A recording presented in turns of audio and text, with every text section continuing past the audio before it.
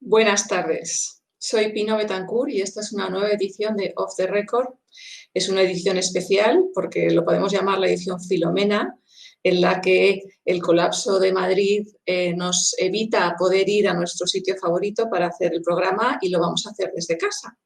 Ahora tenemos una invitada muy especial, tenemos a la primera mujer que hemos conseguido traer a Off the Record, es Alicia Coronel Johnson, y es un placer darle la bienvenida en este nuevo espacio. Hola Alicia, ¿cómo estás?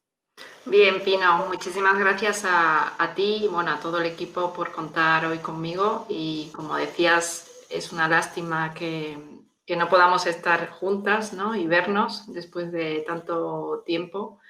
Pero al final, bueno, como decía mi, pienso siempre, todo pasa por algo. Todo pasa por algo y aquí empiezan los contrastes de Alicia que son tan interesantes porque Alicia es economista jefe de Singular Bank. Así es. Cuéntanos, ¿a qué te dedicas, Alicia, para quienes no te conocen?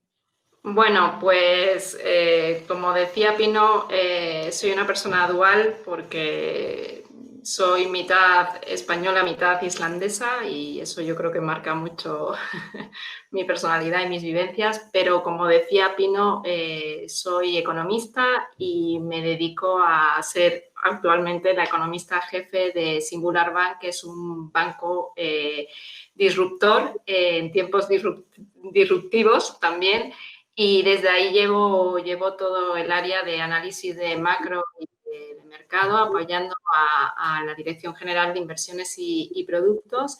Y bueno, llevo un año embarcada en este proyecto. Fue hace un año que me dieron la oportunidad de sumarme al proyecto y bueno, feliz. Muy bien, y cuéntanos cómo encaja esto de pensar que todo pasa por algo con hacer estos planteamientos macroeconómicos.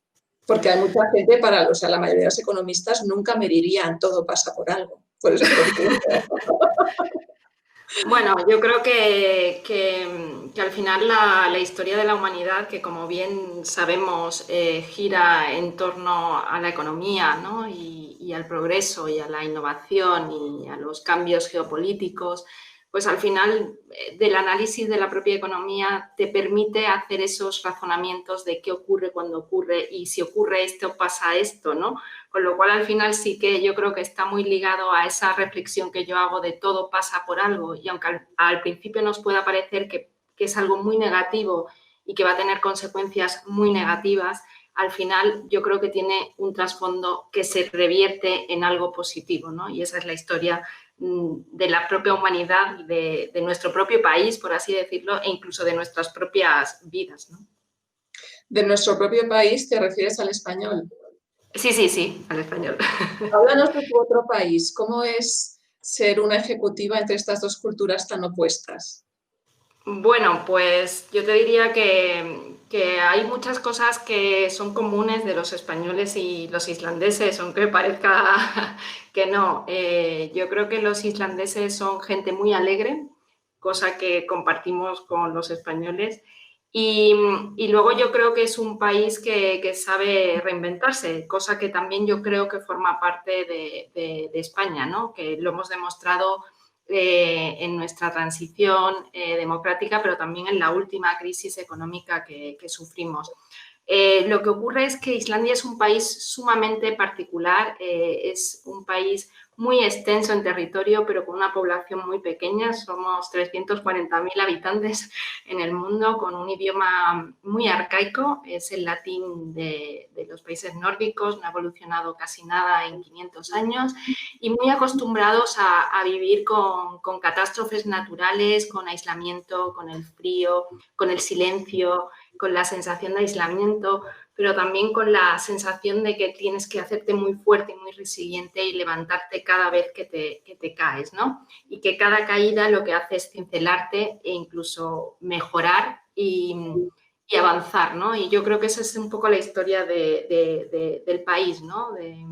Hay, si me lo permites, una anécdota muy curiosa de la filosofía del país, que fue colonia danesa y en 1788 hubo una fuerte erupción volcánica que dicen que fue uno de los factores que desencadenó la Revolución Francesa, por la nube de ceniza que difundió por toda Europa, causando un invierno muy abrupto y, por lo tanto, muy malas cosechas y más hambre, más hambrunas, y el país perdió la mitad de la población, y el gobierno danés en ese momento se planteó que había que vaciar la isla, es decir, llevarse a lo que quedaba de población a vivir a Dinamarca. Y los islandeses decidieron que no, que ellos tenían que seguir adelante y seguir avanzando.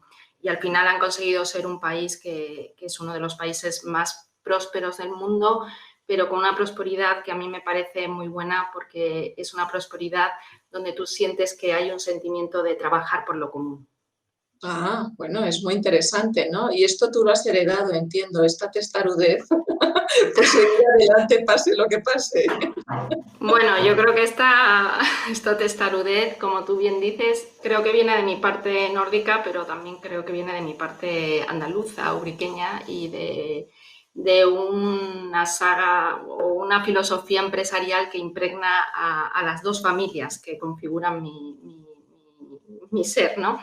Y también he vivido esa testarudez. Primero no la viví directamente, me la ha contado mi padre, de mi abuelo, que fue vendedor ambulante en la Expo del 29, y con las piezas de marroquinería que vendió, pues creó su proyecto empresarial, que luego mi padre tomó el relevo en un proyecto que estaba pues con unas malas condiciones financieras y era poco viable, pero él decidió, junto a la testarudez de ambos, con mi madre, que había que levantarlo y seguir hacia adelante. Y fue, la verdad, un proyecto empresarial muy bonito, que llegó a tener 300 empleados y a ser una empresa líder del sector de la marroquinería, y llevando la marca Made in Spain por donde podía, ¿no? En los mercados de la marroquinería, tanto en Francia como en Estados Unidos. Y yo creo que eso Qué bonita tiene... historia familiar, o sea, que una familia muy emprendedora. ¿Y dirías que eso te ha marcado en tus elecciones profesionales? Bueno, yo creo que sí que me ha marcado, pero es verdad que primero decidí dedicarme a la academia, ¿no? Y no seguir el negocio familiar, y la verdad es que eso, bueno, pues tuvo sus derivadas familiares, porque a lo mejor mi decisión pues no fue la que a lo mejor era la deseable, o sí, digo para mis hermanos y para mi padre, ¿no? Pero me dediqué a la academia primero, y luego es verdad que tuve la oportunidad, me dieron la oportunidad de irme al Círculo de Empresarios en el año 2013, en plena crisis económica española, a dirigir el Departamento de Economía. Y yo creo que esa visión empresarial que he vivido tanto por mi padre, ¿no?, como también por mi parte materna, ¿no?, porque mi abuelo islandés creó una fábrica de chocolate que sigue existiendo, pues me ayudó muchísimo, porque yo creo que soy una economista que miro a la empresa. Es decir, creo que para analizar la economía me encanta la macroeconomía, pero si no miramos la micro y entendemos lo que cuesta crear un negocio, ser autónomo, un pequeño negocio, una fábrica, los retos que tienen, las transformaciones que tienen que hacer, pues yo creo que a lo mejor se nos pierde algo de la macro, ¿no?, y de los análisis que debemos de hacer. Con lo cual, al final, creo mucho en pegar el análisis económico a la economía real y a esas personas y esos proyectos empresariales que configuran la macroeconomía de un país. Bueno, quizás en tu familia ser emprendedor era precisamente apartarse del camino de la mayoría, ¿no? Y ser persistente era persistir, o ser testarudo y persistente, persistir en la importancia de la academia, de la formación y de hacer algo distinto. O sea que... Sí, yo creo que ese análisis que haces es totalmente ajustado, ¿no? Pero yo creo que al final todos en sí, todos nosotros tenemos nuestra parte emprendedora, ¿no? A lo mejor no la trasladamos en un proyecto empresarial, pero intentamos emprender en nuestro trabajo o con nuestros amigos, ayudarles, ¿no? Yo creo que todo el mundo tiene esa faceta emprendedora. Otra cosa es que a lo mejor sería deseable, ¿no?, en España que nos dieran una formación educativa, ¿no?, más orientada a reforzar esas habilidades que todos poseemos, ¿no? Yo siempre creo que todo el mundo tiene un don, todo el mundo tiene una habilidad artística, La pena es a lo mejor que no nos educan, ¿no? O no nos estimulan a desarrollarla, o que tenemos que desarrollarla de forma autodidacta, y muchas veces el día a día nos come, ¿no? O nos come la... Entonces, ¿cuál sería tu don? Mi don, no sé, no quiero ser así como... Yo creo que mi don, me gusta mucho escribir. Muy bien, porque publicas artículos regularmente. ¿Dónde los publicas? Bueno, pues los publico especialmente en Actualidad Económica, el suplemento El Domingo del Mundo. Ahí tengo una columna mensual desde hace un año, y la verdad que es un reto. Y luego publico regularmente, a veces también en Expansión, y también tuve una columna en Voz Populi, ¿no? Pero sobre todo, además de escribir de economía, pues la verdad que mi sueño, no sé si alguna vez lo haré, sería escribir un libro. Bueno, de artículo en artículo se llega al libro seguro. Sí, sí, pero no digo un libro de la vida. Bueno, todo llegará, mucho tiempo por delante. Bueno, si no será por algo, Pino. Siendo emprendedora y testaruda, yo creo que saldrá. Oye, ¿y qué crees que distingue a tus artículos de los demás artículos económicos que se publican en todos estos periódicos? Bueno, en realidad yo creo que tengo una admiración absoluta por todos mis colegas a los que leo regularmente, y simplemente yo creo que siempre intento llevar mis artículos un poco a que toquen el alma.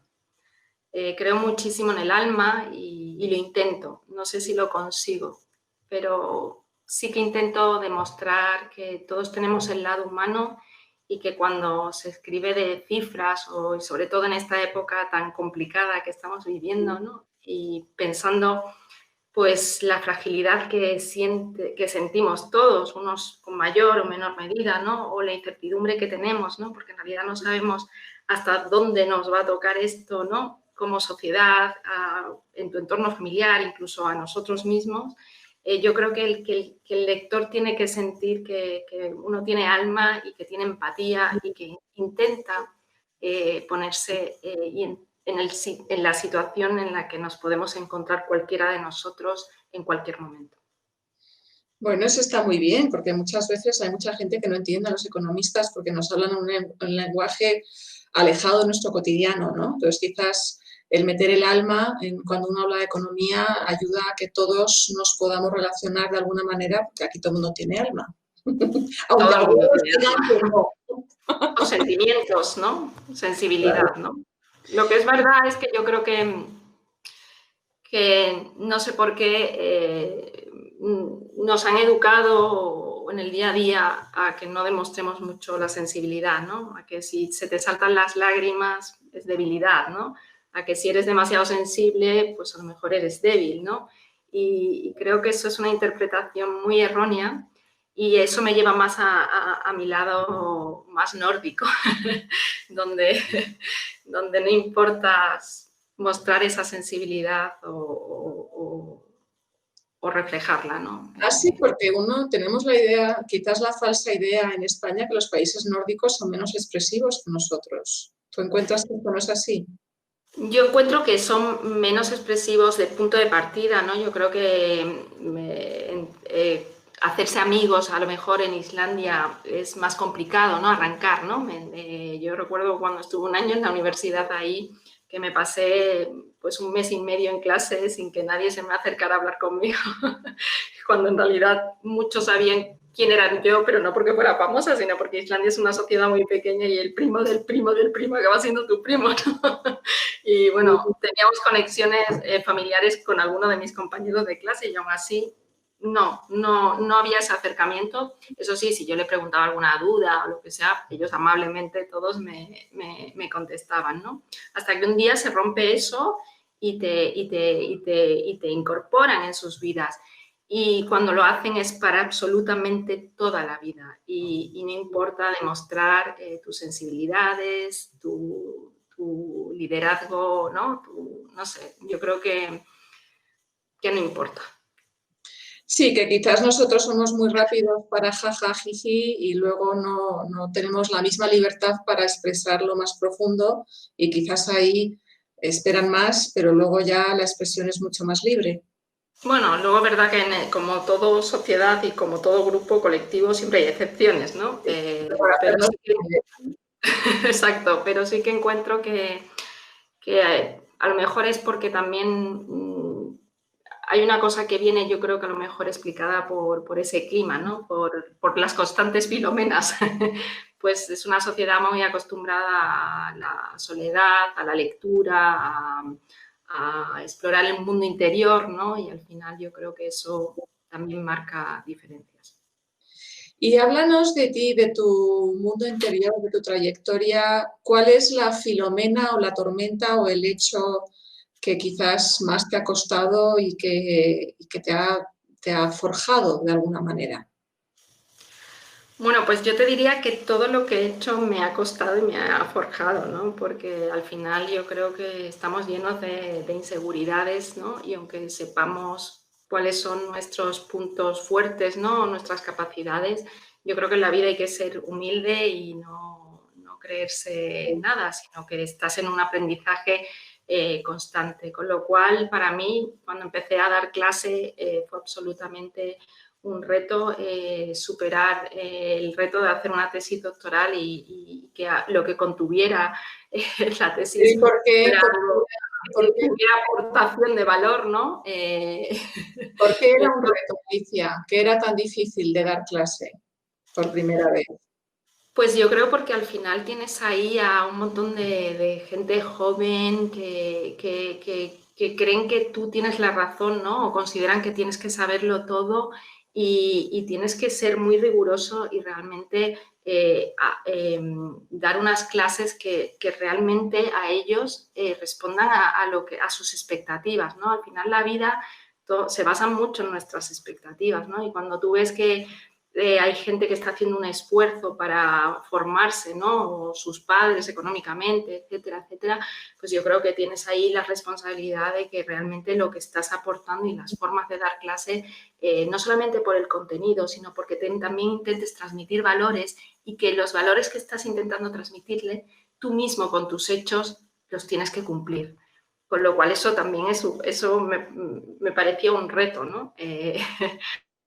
El reto de la coherencia. El círculo de empresarios también me parecía absolutamente un reto porque era una responsabilidad pues dirigir un departamento de economía y elaborar documentos donde las propuestas de reforma de política económica fueran desde el punto de vista, no solamente desde el punto de vista de lo mejor para la economía española, sino también con ese retorno social que me parece tan importante, ¿no? Que contribuyeran a crear ese proyecto común y sobre todo a transformar las cosas. Yo creo que hay algo que me gusta intentar, que es cambiar el mundo, ¿no?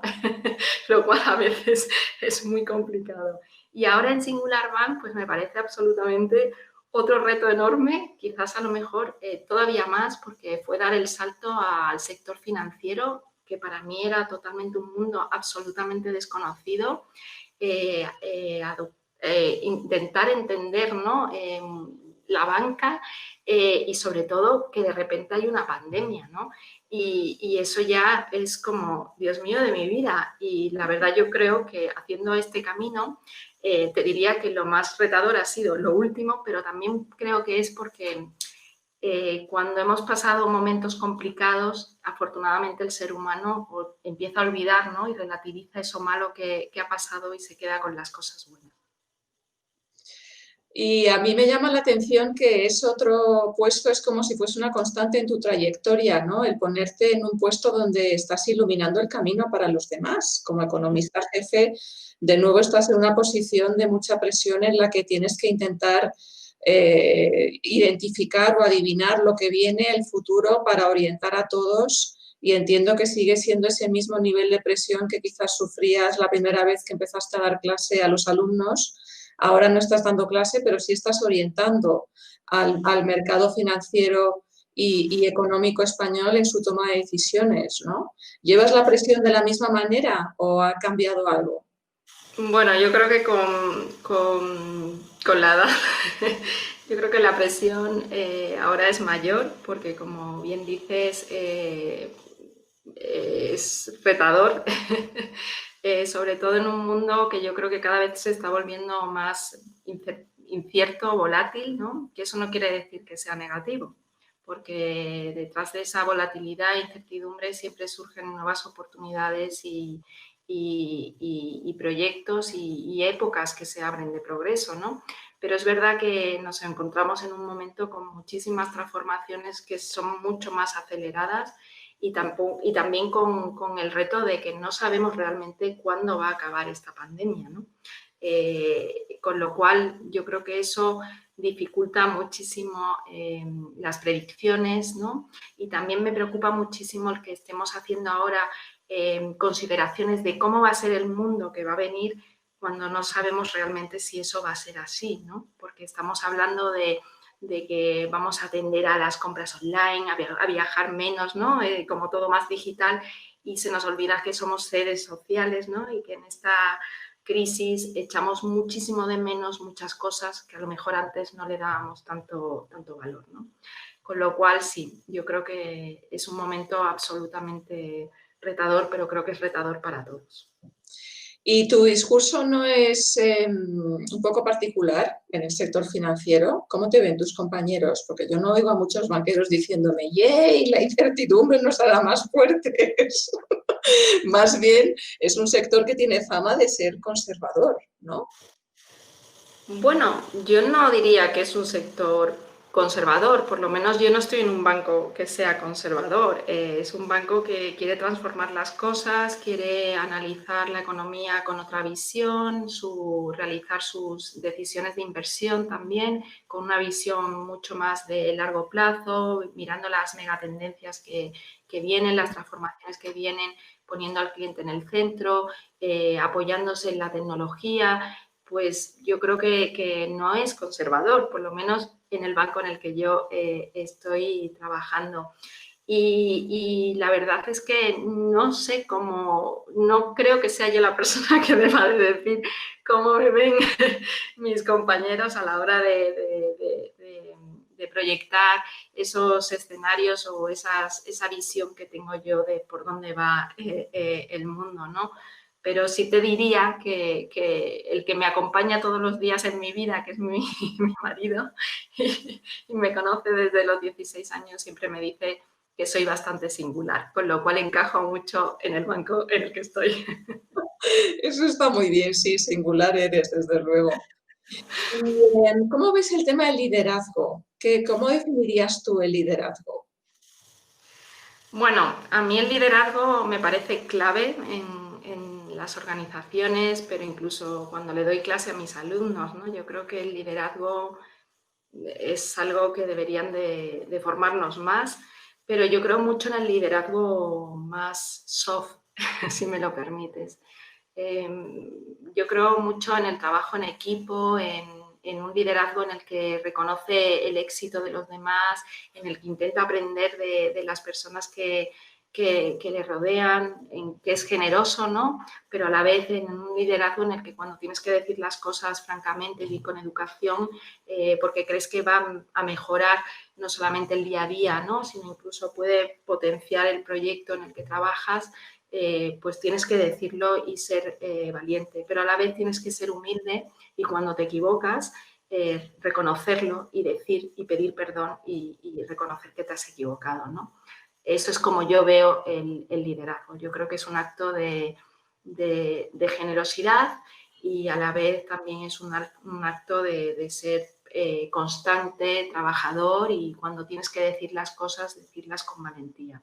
Pero siempre, para mí, tienes que tener alma y darle importancia a todas las personas que te rodean, con independencia de qué posición ocupen.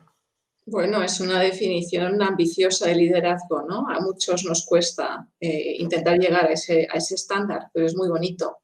Y si tuvieses que darnos un consejo a todos los que te estamos escuchando hoy, pensando en nuestro propio liderazgo, en nuestra capacidad de lidiar con la incertidumbre y nuestra sensibilidad, ¿qué nos recomendarías? Bueno, yo creo que con la incertidumbre lo mejor que yo hago, por lo menos es lo que a mí me sirve todos los días, es pienso muchísimo en personas que para mí han sido muy fuertes, que he tenido a lo largo de mi camino, que en momentos duros o personales o como país me han dado lecciones o me han transmitido eso. Y luego siempre intento pensar que al final siempre se ve la luz al final del túnel, y vuelvo a esa expresión de todo pasa por algo y esto me tiene que dar una lección, o de esto voy a aprender algo y probablemente me va a hacer que intentar ser una mejor persona, ¿no? No sé si siempre se puede llegar a ser absolutamente una buena persona, porque somos imperfectos, pero Bueno, cometemos errores considero que es que ayer, absolutamente en eso, ¿no? Y luego, pues, no sé, yo creo que apoyarse en las personas que que te te van ayude. a ayudar, ¿no? Y rodearnos de personas que nos aportan, ¿no? Al final yo creo que cuando tienes esa sensación todavía tienes más resistencia, ¿no? Para seguir adelante. ¿Y puedes nombrarnos alguna de esas personas que es una referencia para ti? Has hablado antes de tu marido, que te da contexto y te da feedback probablemente, y hay alguien más en quien te apoyes especialmente porque te ayuda a sentir fuerza y persistencia cuando te hace falta.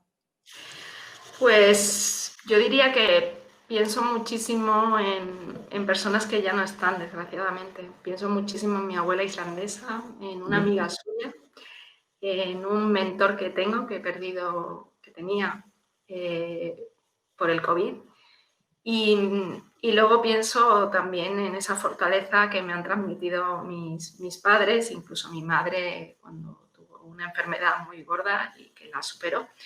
Y luego también pienso en personas a las que tengo muchísimo cariño, de algunas de ellas, pues de mi vida anterior laboral, que siempre estaban con la sonrisa y que me alucinaban, ¿no? Y que me contaban historias de su entorno social, pues que eran muy duras y aún así estaban con la sonrisa.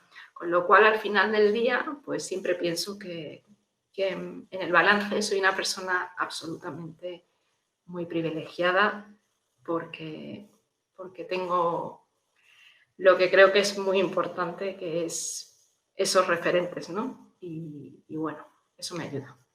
Bueno, es un bonito consejo del que no hablamos a menudo, que es refugiarnos en nuestras raíces, ¿no? Nuestras raíces familiares y las personas que han sido ejemplares para nosotros y que nos han dado modelos, anécdotas y ejemplos de cómo seguir manteniendo la fortaleza frente a la adversidad. Como veis, media hora se nos queda muy corta, la verdad, para poder hacer un retrato de los directivos y los empresarios que traemos al programa, pero hemos visto a una directiva ciertamente singular, quizás es la mejor definición. Yo cuando estaba publicando los tweets y tal, para llegar al programa no sabía qué poner, porque quería poner una mujer de contrastes, quería poner cosas así, pero no se iba a entender, ¿no? Pero definir a Alicia Coronel Johnson como una economista francamente singular, que puede hablar de economía con la voz llena de color y de sentimiento, es singular y es quizás un síntoma de esta nueva época en la que vamos a buscar un liderazgo mucho más generoso y sensible como el que tú reflejas, en el que la vulnerabilidad y la sensibilidad no se pelean con la persistencia, el emprendimiento, la ambición y las ganas de superarse cada día. Así que Y muchísimas gracias, Alicia, por compartir tu historia con nada, nosotros. para nada. Y si me permites una última Claro. pequeña reflexión, hay un consejo que me dio una persona cuando entré en el círculo, eh, que, que me ayudó muchísimo, y yo creo que debería de ser también como una especie de leitmotiv en nuestra vida, y es que nunca debemos de perder nuestra esencia. Pues nos quedamos con esa idea, nunca perder nuestra esencia, que es como nunca perder nuestra alma, ¿no? Alma Exacto. y esencia en el centro de la economía, en lugar de olvidada, que es un poco como parece que está a veces. Muchísimas gracias, Alicia, ha sido un placer. No, a ti, Pino, a todo el equipo y nada, que saldremos adelante. Saldremos como siempre hemos salido. Os emplazo a todos, pues, a la semana que viene, que tendremos a Juan Fernández Aceituno, otro hombre distinto y difícil de definir, porque son personas que combinan una alta capacidad ejecutiva e intelectual con una sensibilidad y una humanidad del tipo que queremos en nuestros líderes. Os dejo, buenas tardes a todos, mucha suerte con Filomena y con el colapso en Madrid, que iremos resolviendo poco a poco, y seguiremos la semana que viene en Off the Record. Muchas gracias.